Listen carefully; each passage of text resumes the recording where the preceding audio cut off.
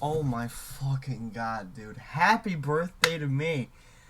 I'm fucking old. And I'm drunk. I'm drunk and old. So, this idea was sparked by The Drunk History of Fall Out Boy by Brendan Urie, right? So, oh my goodness. Holy heavens. I can't handle shit. My fucking alcohol tolerance is very small.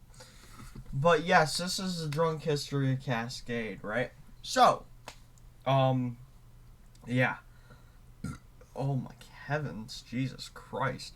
I'm never this gassy. I'm never this gassy of an individual. Oh, except for when I drink soda. I'm a big soda drinker. I love soda, but the carbonation makes me, very, very, very bloated, very gassy. It makes me a very gassy individual. Okay, so yes, so picture this, right? It's 2016, and nothing happens in 2016. I was in middle school, I think. 2017 happens. 2017 I regard as the best year of my life, but I can't remember why. Like I tell people, yeah, 2017 best year of my life. Well, it's probably actually like 2019, maybe. No, no, no. It has to be 2018. 2018 has to be the best year of my life. Actually, 2018 is the year. No, it's not. Wait, when did I see Panic at the Disco? The year I saw Panic at the Disco live is the best year of my life, right? Um, Panic at the Disco has had a profound impact on my life, right? But that's neither here nor there. So, yeah. So I'm like 14 years old at some point. I can't remember when I was 14 years old. But my dad, he's a fucking former guitar player, or like now he's a former guitar player because the acoustic guitar I play on my records is actually my father's that he gave to me. And I've adorned it with stickers and other vestments that kinda like make it mine, but in my heart it will always be my dad's guitar. With a little personalization. It's like Los Santos Customs, right? So yeah, there's that. What am I drinking, by the way, for the drunk history? I'm drinking Smirnoff Red, White, and Berry. This shit is incredible. There was this girl I loved. She's probably the love of my life. Her name was Ashlyn, and I call her Kiwi because of internet reasons, right? But she lives in Texas, and I love her so much. If Kiwi ever hears this, I love you so much, Kiwi. But yes, she posted about Red, White, and Berry, and I'm like, yeah, I'll give this a shot because I love Kiwi so much. I is there any Cascade songs about Kiwi? There will be a Cascade song about Kiwi someday, but yes, the woman is probably the love of my life, right? But she has a boyfriend right now, and that's okay, right? But yes, what the fuck was I saying? So yeah, imagine I'm a fucking scrawny ass kid, right? So I used to walk to school my freshman year of high school, and um, what I would do is I'd listen to demos, like Smashing Pumpkins demos. I fucking love Marquee and Spades, right? Oh, ooh, yeah, yeah, yeah. Yes. So I used to listen to Marquee and Spades. I love that song. Yeah, I used to listen to a bunch of Smashing Pumpkins demos, and I used to listen to a lot of Billy Cobb. There's a Billy Cobb song that's not out on platforms. And I used to text him about this until I fucking got wise about it. So you can't upload a cover by technicality on Spotify if it's not on there. So like the Kirk Matthews cover of "Let It" signed by Robert Pattinson technically shouldn't be allowed, but I think it's Kirk Matthews. But yeah, it's a good song, right? I like Kirk Matthews. I haven't listened to any of his other music, but I like that cover, right? And it's a little extended version, and that's fine, right? Of "Let Me" signed by Robert Pattinson, which is one of the most popular songs on my channel so far. But yeah, so there needs to be a pre-existing version on streaming already, right? And yeah, I used to listen to Midnight by Rivers Cuomo. His cover of that. It's Cardigan Disaster. Cardigan Disaster in the Style of Pinkerton by Weezer. I used to listen to a lot of Pinkerton on the way to school and Billy Cobb and all of that shit. Now, this was right after the Boro came out, I think, right? I had seen Zerwi before. Hold on, I gotta piss, dude. Give me just a second. Meow. But yeah, I listened to a lot of Zerwi. I didn't really appreciate the Boro until later. And that's kind of my bad. I don't know. I just needed my taste to evolve instead of the hyper, not the hyper poppy as in hyper pop. I do like 100 Gex though, and I do like some hyper pop songs, but I'm not like super big into fucking hyper pop. But the hyper poppy alternative rock shit, like the power pops and the grunge pop, like a lot of Nirvana songwriting is a grunge pop. Like when people say Nirvana is their favorite band, kind of. Or no, there's nothing wrong with having Nirvana as your favorite band. In general. Oh heavens, Jesus Christ and the Holy Ghost. Ah! But yes, fucking yeah. There's nothing wrong with having Nirvana as your favorite band, but it's like, dude, you can't do that and then be like, yeah, I'm the fucking king of grunge, man. I've listened to every grunge band, and it's like, you listen to Screaming Trees and fucking Nirvana, you fucking loser. You genuine. Oh, Jesus Christ. Fuck. You fucking loser. Like, that shit's so gay. It's, like, derogatorily gay. There's nothing wrong with being actually gay. You think I'm a fucking straight person? I'm fucking gay as it comes. I'm gayer than gay. Ooh, gay! Alright, don't fucking talk to me about gayness. I am. I'm gay incarnate. I kiss dudes. Alright, never you fucking forget that. Anyway, but yes. Yeah, no, I just needed my taste to evolve. Like, I would not like Sun Kill Moon, right? Like back then, because I just wasn't smart enough and my frontal lobe wasn't developed enough to really understand that kind of music, you know what I'm saying? So yeah, these are the bands I listened to when I was a fucking kid, right? And so I made friends with longtime collaborator and one of the best friends I've ever had with Jacob Andrews, right? I love you, Jacob. You're amazing. But yeah, so he used to come over to my house and we used to try to play covers and we used to try to write songs and it all turned out like shit. We started a couple joke projects and we did some of that shit, right? You know what kids do, right?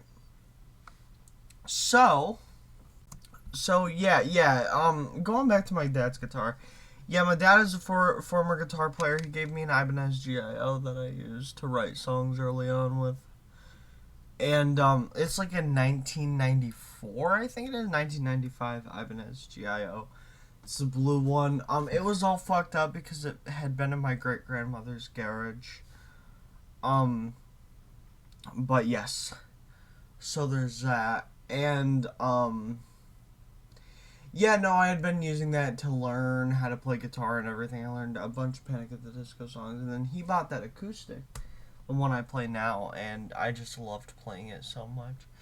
And so the story of how I acquired that guitar is, I don't see my dad very often. I love my dad to bits and pieces. My dad's one of my biggest role models ever. He's one of my biggest inspirations. My father is my favorite guitar player ever. But, yeah, one day he was like, keep the fucking guitar. I'm like, no, you can't be serious. And he's like, yeah, before I change my mind, just keep the guitar. You'll get more out of it than I will. So, yeah. My fucking father, my life's mission is to is to make my father's efforts in parenthood worth it, because I know I can, right? Being a linguist and all that shit, shit's fun, it's great. And being a compositionalist, it's a lot of fucking fun.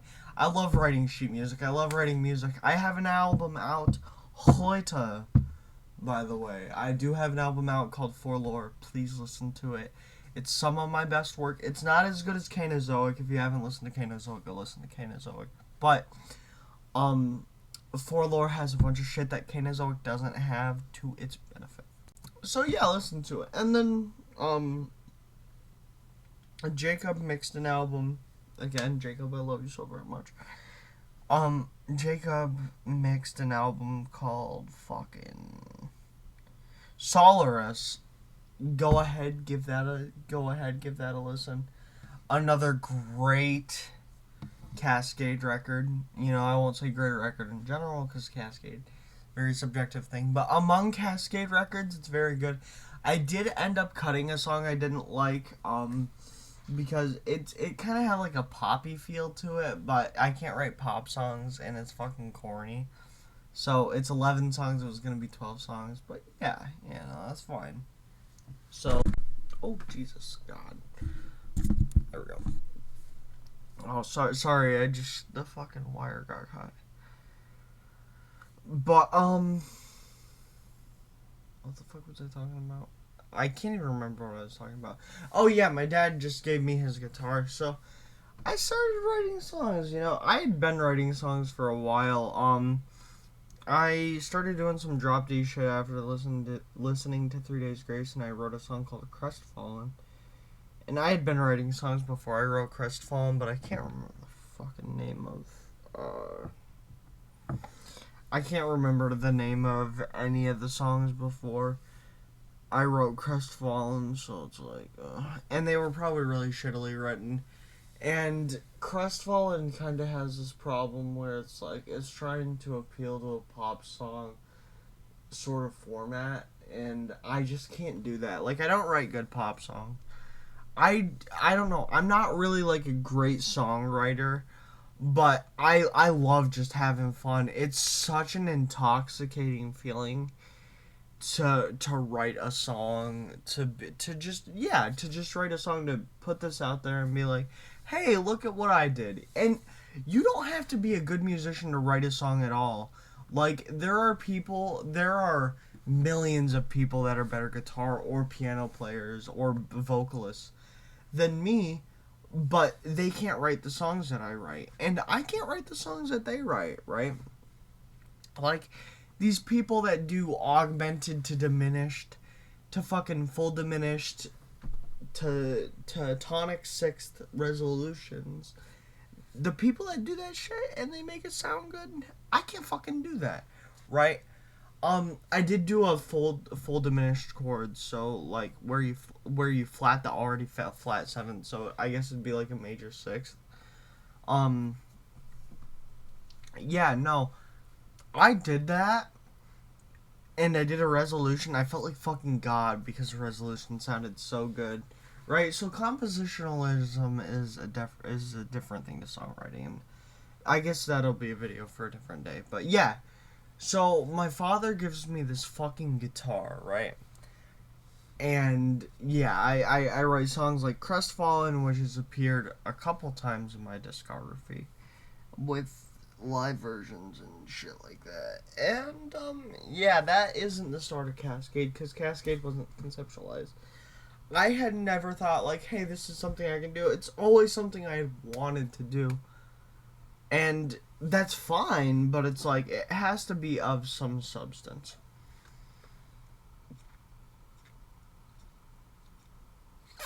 Oh my god, I need to stop fucking drinking for today. It's fucking 9 o'clock in the fucking morning. And I've had fucking 3, getting into my 4th Smirnoff Red, White, and Berry. Hey. Thank you, Kiwi. But, yes. Yeah, no, I never thought it was something I could, like, tangibly do, like, something that was feasible. Okay, sorry, take a little break there. Yeah, but yeah, no, I had written songs like Crestfallen before, and then yeah, I don't know. It sort of just happened where I was listening to this band called American Football. They're very popular. I don't know why I said this band called, because they are extremely popular. They're not niche at all, right? I guess I do listen to some niche bands, but I mean the luster is lost on the fact that it's all through the internet. You know, you think I'd listen to these fucking bands if they were not on the internet? No, it would have been impossible for me to discover them. But that's aside the point. Yeah, and I'm like, oh, you can do this with your guitar, and this is when I knew very, very little about music theory, so I kind of just tuned my guitar however I saw fit, and I was like, hey, let's make some music. So there's this room in my house. It's on the first floor. It's um yeah, it's largely empty, and it's full of, if you will, it's full of nothing. Yeah, it's largely empty, right? Like I said. Jesus, so fucking stupid. Um, yeah, so it's largely empty. And so what happens is I kind of renovate this to be like a sort of studio sort of thing where I record music. And that's where I recorded fucking the Or Devices, right? Why did I record the Or Devices, and why did I call it the Or Devices? Well, the why is easy because I wanted to have something out there, but they're really mediocre demos. I wish I would have recorded them better. Yeah, but I'll always pay homage to it because it was like my humble beginnings, right? It was recorded on that Ibanez GIO, I think. Maybe another guitar. I'm not exactly certain. But yeah, no, it was recorded on all that. And from there, shit. Yeah, I just not really mixed on. I used Cakewalk. I used fucking Cakewalk by BandLab. But yeah, that's what I used to record it. And then after that, just kind of fell together. I never like officially released it or anything. They were just demos I had. Good old Metropathy Bees. Fucking Metropathy Bees. What else is Nieharashu? I don't even know. I really don't know. What else is on that? Oh, Reticulum. Is there any others? Schwarznacht. It might be. Yeah, Black Knight.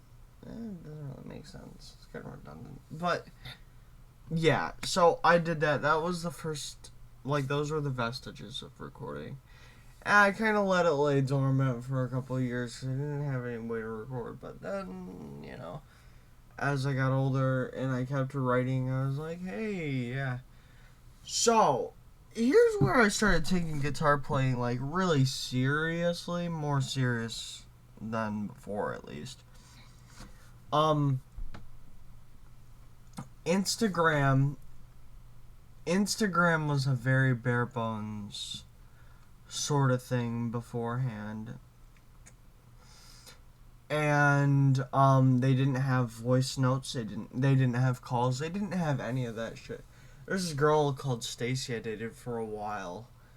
That voice calling would have been really nice because we were in an online relationship. We were in an online relationship for like a year and 4 months.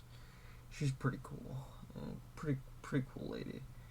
Um, yeah, but yeah. So Instagram releases this fucking voice notes feature, and I played guitar for my group chat, and my ex-friend, guy's a piece of shit. Fuck that guy. But he was like, oh my god, do you play guitar? And it's like, yeah, I guess I do.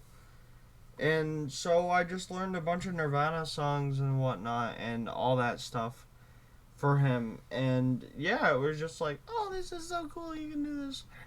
until he tried to steal my entire personality. Like I said, the guy's a prick. But, yeah. It was a novelty for a while.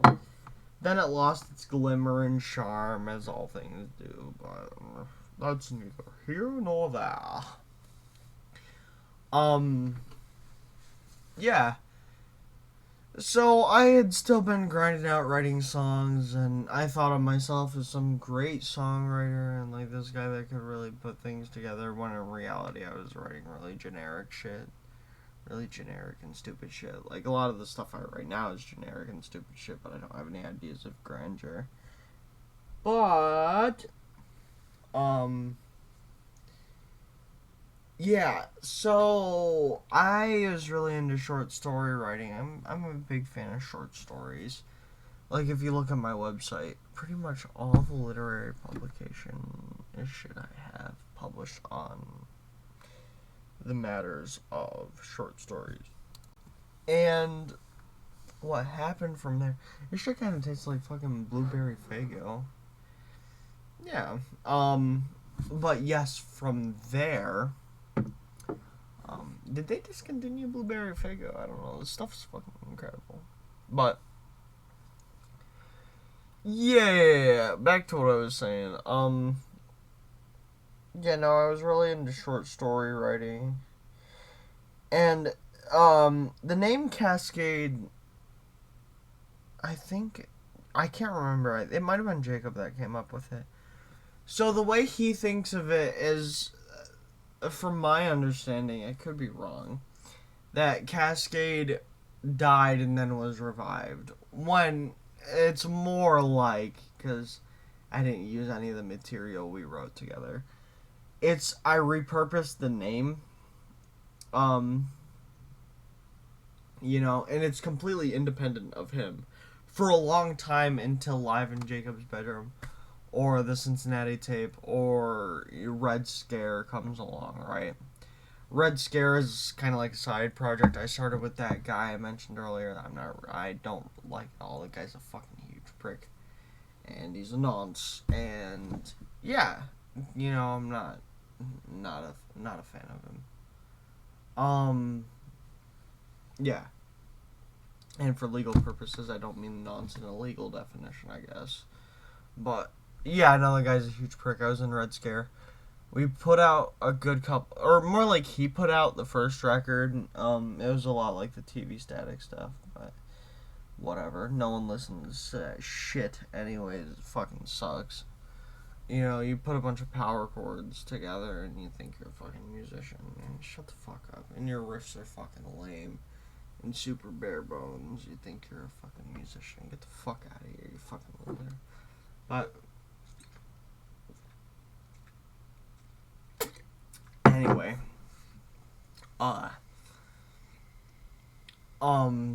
yeah, anyway. What the fuck was I gonna say?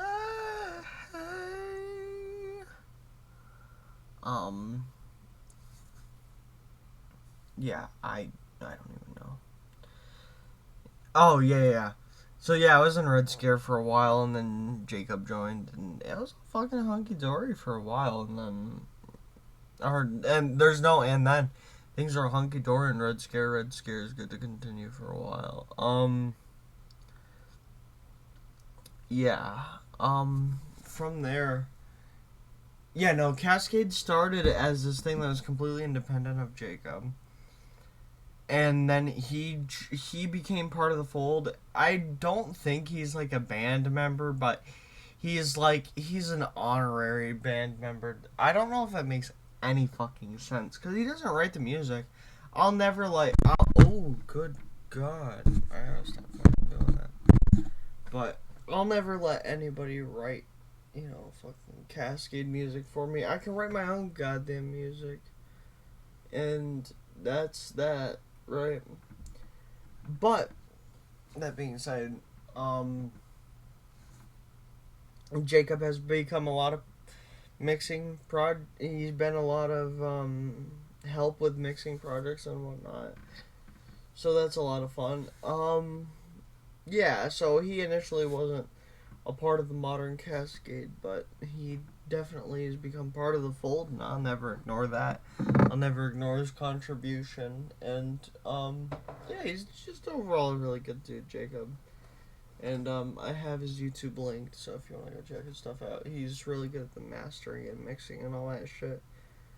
But yeah, no, I was really into short story writing, and what happened was I wrote this story about a guy with a girlfriend that killed herself. Really boring shit. And I recorded Alexander's Lament, and I'm like, oh my god, I can use DistroKid. And then, I mean, the rest is really history. I've recorded a bunch of fucking albums. I don't even know how many albums I have. But they've definitely increased in quality over the years, and definitely have gotten a lot better. So there's that. That's fucking Cascade, man. And today is the 31st of October, so happy birthday to the Charlemagne Concatenation, to fucking Method Halloween, and to the Method Remaster, and today For Lore comes out. Holy shit. That's 4 years of Cascade, dude. We're getting there. Someday those 10-year marks are gonna come, and that's gonna be fucking crazy. But as for now, that is Cascade. And yeah, like, I don't know. I've kind of chilled out with the album releases because I want my stuff to be higher quality, but I'll never forsake the art of songwriting as a whole. And that's part of who I am as a person. It's hard for me to give things up. So, yeah. Thank you for listening. And I'm Tenbroeck. And thank you all so very much for listening. Have yourselves a nice day. I don't think any of this shit made sense, but that is okay. And it's like, dude, I've been, like, so much of the story is just, yeah, I've been grinding playing guitar, because I've taught myself pretty much everything I know on the fucking instruments. Aside from a couple piano things, you know. I'm not, like, self-taught. Like, self-taught is, like, you teach yourself how to articulate. It's like, no, I definitely use the internet and all that shit, so it's like, I'm independently taught, I guess, but, yeah. Thank you for listening. Have yourself a nice day. I'm gonna go finish the 4th beer of the day, and yeah, I'll see you around. Or I probably won't see you around, but it's supposed to serve as like an adios. So, que tengan un día buen, and muchas gracias por ayudarme. Ja. Ich hoffe, dass Ihnen haben einen guten Tag. Und eines Tages ich werde machen ein Video. No, ich werde ein Video machen ins Deutsche. Ja. Dankeschön und auf Wiedersehen. Danke.